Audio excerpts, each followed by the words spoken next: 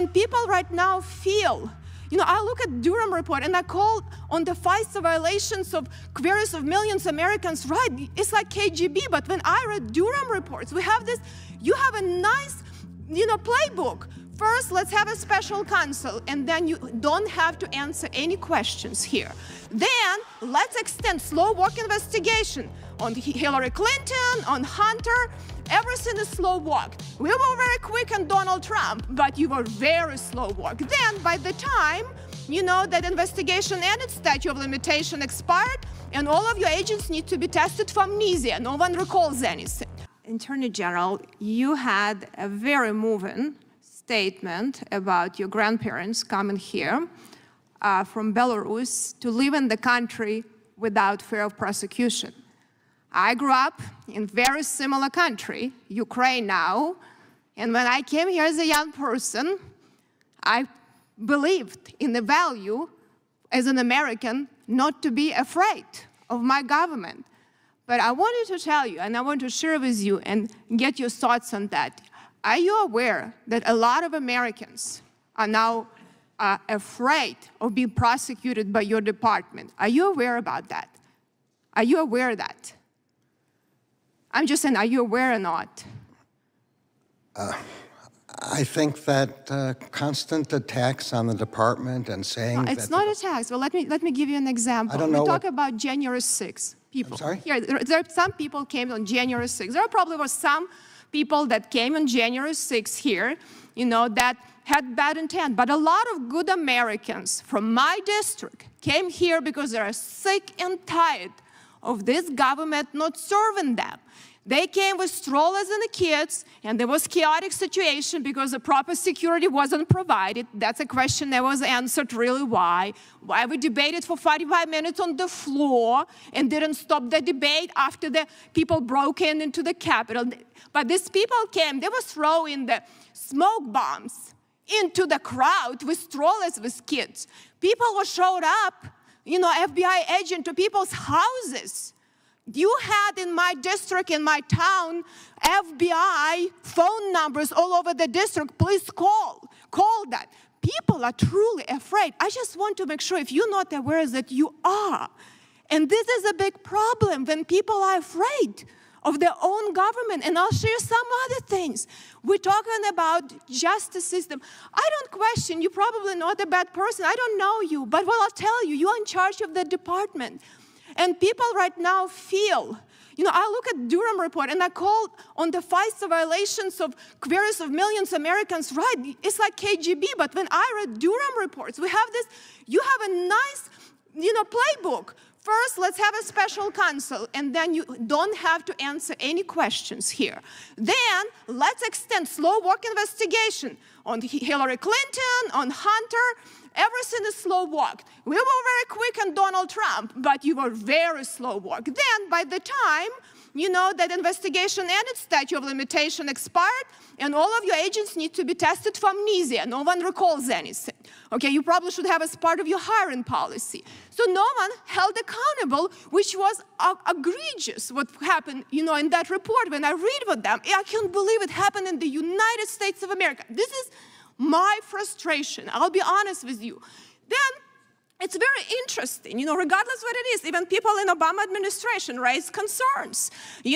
How can president's sons be serving on, corrupt Ukrainian oligarchs? Do you understand that it actually can undermine the one Ukrainian effort and policy? I think these concerns were raised. The Obama administration didn't do anything about it. These people are dying right now, and Americans don't trust this president. So I want to ask you one thing. I don't need answer because I know you're not going to, but I think you're probably a good American and you care. And a lot of these people are so afraid they cover up this stuff, I think, in your department because they're embarrassed that what we became as a country, to say that what our Department of Justice became. That allows Russians to do propaganda in Chinese. It allows them to destabilize our country. That is danger to our republic. It is significant danger. And I have just one more question from you. You know, I mean, I agree on corporate crimes and FISA stuff, even with Democrats, that we need to do a better job. One more question for you. Do you believe that, you know, you talk about rights to vote, but do you believe that only US citizens should be voting in this election and doing anything to make sure that only eligible people vote in elections? Yes and yes. Okay, I would like to see that, what you do. Thank you. Yield back. Thank you, Mr. Chairman. Director Wray, FBI's mission is to protect the American people and uphold the US Constitution, correct? Yes. Okay. So we had a couple years ago, it was a hearing, and I actually, looking on all of the concerns that I've seen was really warrantless surveillance and abuses of Section 702 of FISA. I compare your agency to KGB, and spending 2 years in this committee, reading a lot of reports now, doing a lot of hearings, I am really shocked that your agency is involved not just unlawful surveillance of American citizens, intimidation of American citizens, censorship of American citizens, potential cover-ups of convenient political figures, and potential setups of inconvenient political figures.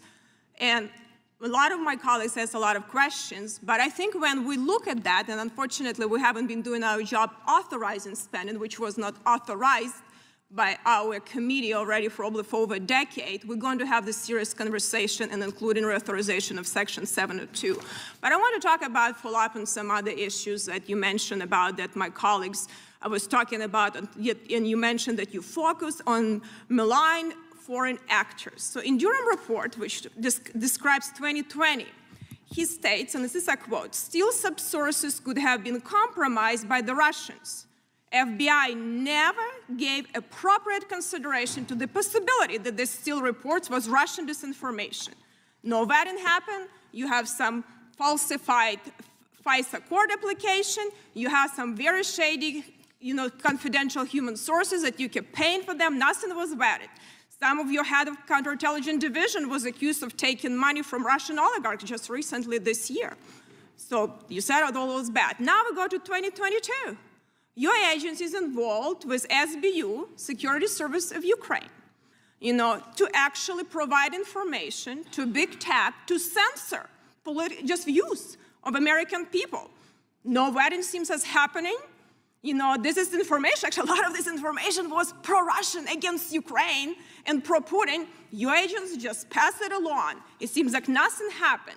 And it's interesting for me that, when I raised some issue, actually beginning of July, and what's happening in Ukraine, I don't have any confidential human sources, just using common sense and intelligence that something is wrong happening in Ukraine. It seems like there is a lot of infiltration. I was attacked. Oh my gosh, how can you question?